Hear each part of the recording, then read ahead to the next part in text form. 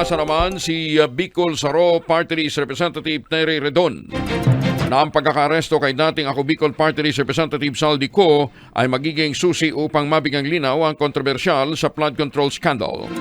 Kasunod ito ng pagkumpirma ng Pangulong Bongbong Marcos na nadakip na nga si Co ng mga otoridad sa Czech Republic. Sa isang pahayag, sinabi ni Redon, mahalaga ang pagbabalik ni Co sa Pilipinas para maipagpatuloy ang investigasyon sa mga manumalyang proyekto at makapagbigay ng karagdagang impormasyon. Ganyan din maharap ni Co ang mga reklamo laban sa kanya. Pansamantalang itinigil ng Kamara ang sarili nitong investigasyon noong nakarang taon.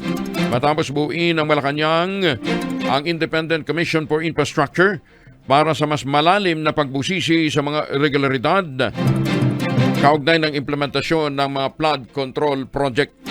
Yun nga lang, kalaunan, lumabas karamihan sa mga naimbestigahan ng ICI gumamit naman pala ng mga maling coordinates. Samantala, hinarang naman ni Ombudsman Jesus Crispin Remulla ang planong pag-alis patungo Singapore ni dating House Speaker at ngayon later Representative Martin Romualdez. Ayon kay Remulla, hindi niya pinayagan si Romualdez na bumiyahe para sa isang medical check-up kaugnay ng kanyang angioplasty surgery. Hirit ng Ombudsman, may umiiral na lookout order laban kay Romualdez dahil sa mga kinasasangkutan niyang issue kaugnay ng flood control projects. Habang iginiit din niya na coincidental ang timing ng kahilingan ni Romualdez na bumiyahe kasunod ng ulat na naaresto sa Prague si Zaldico. Paliwanag ni Remulla, kailangan lamang na maging maingat ng pamahalaan upang matiyak na ang mga iniimbestigahan ay mananatili sa jurisdiksyon ng bansa at hindi makakaiwas sa pananagutan. Dagdag pa nito, maaari namang magpa-check up si Romualdez sa Pilipinas dahil may mga mahuhusay na doktor at espesyalista sa bansa. Samantala, ayon sa Bureau of Immigration, spokesperson Dana Sandoval, wala pang record na nagtangkang umalis ng bansa si Romualdez. O nga naman, daming mga expert dito sa Pilipinas. Bakit nila kailangan doon pa magpa-check up, di ba?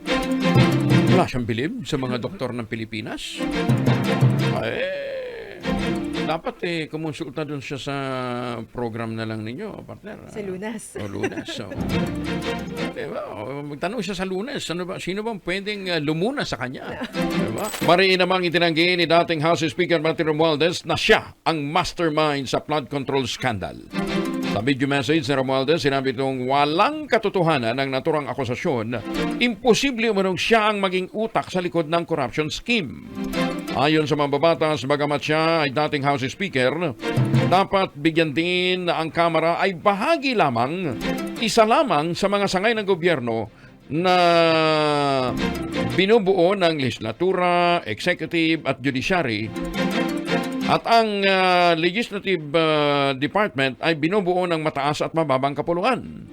Nangangahulugan niya na ang pambansang pondo ay hindi lamang nakadepende sa iisang tao, kundi produkto ng isang constitutional chain na kinabibilangan nga ng Kamara at ng Senado at ng Ehekutibo. Ibig sabihin, partner, yung budget, di ba, National Expenditure Program, isusumite yun ng Executive Department.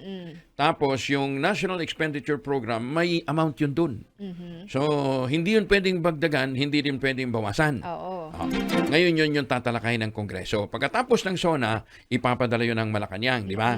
Ipapadala sa Kongreso, i-deliberate ng Committee on Appropriations Committee, na ang nanguna noon ay si Saldico.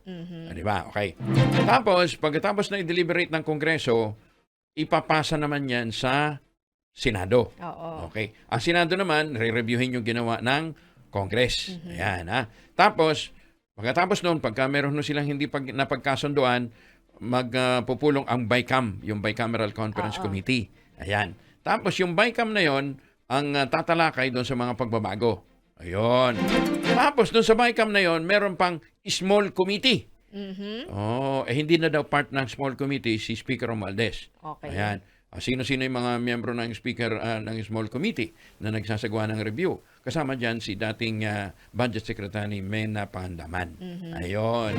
Ngayon, yung produktong yan ng small committee, Yun yung ibabalik ngayon sa Senado at saka sa Kongreso Oo. para i-ratify. Ayon.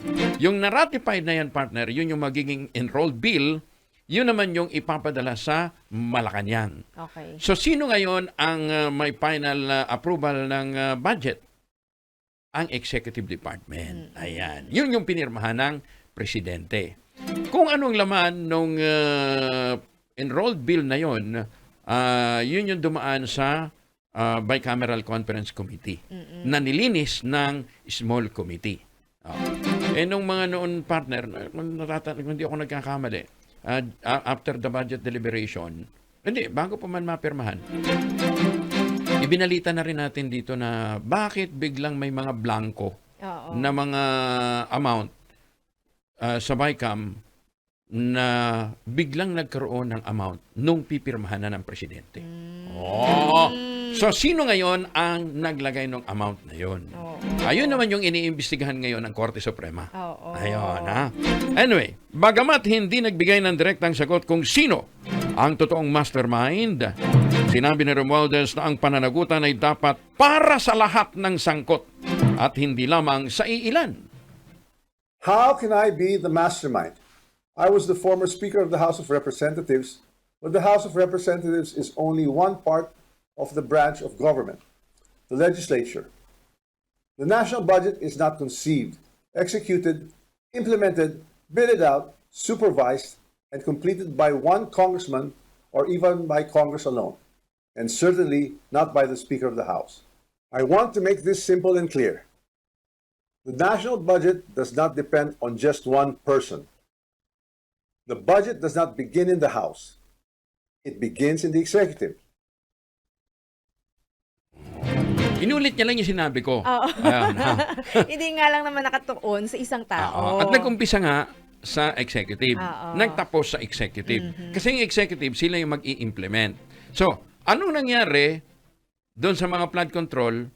Executive department yon. Doon yon. So, ang sinasabi niya, bakit ako lang? Oo. Bakit ako ituturong mastermind? Bakit nga ba? So, balikan natin yung tanong. So, kung hindi siya, sabi niya, huwag niyo ako gawing Paul Guy. Meron dapat managot dyan. Sino yon? Sino nga ba? Hindi ako ha. Kung makatingin ka, parang ako may kasalanan Hindi, dyan ha. nagtatanong lang.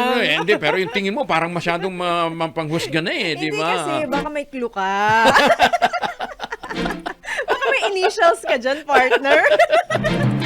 Sabi siguro mo nakikinig, tatanong pa kayo eh, alam na nga namin. Ay, Diyos me. Tuloy tayo sa mga balita. As we see it now, the chair right before us, it remains empty. At tila, sanay na po tayo sa tanawing iyan. Ngunit kahit bakante ang upuang iyan, even if that chair remains empty, this room is full of the people's questions. Napakaraming tanong. Mga tanong na sa kabila ng pag-iwas, hindi mawawala. Sa kabila ng pananahimik, hindi maglalaho. Mga tanong na kailanman ay hindi kayang takasan ng bakanteng upuan. Not today. Not anymore. Let the evidence speak. Let the numbers testify. Let the chips fall where they may be. Let us finally resume this hearing. Sana po ay merong maipakita sana sa atin kung ano ang importansya o reason ng pagdami ng mga interest sa mga negosyo ng mag-asawang Duterte Carpio. Like paglaki ng kanilang income, net worth at halaga ng kanilang yaman. Anyway, that's all, Madam Chair. Thank you very much.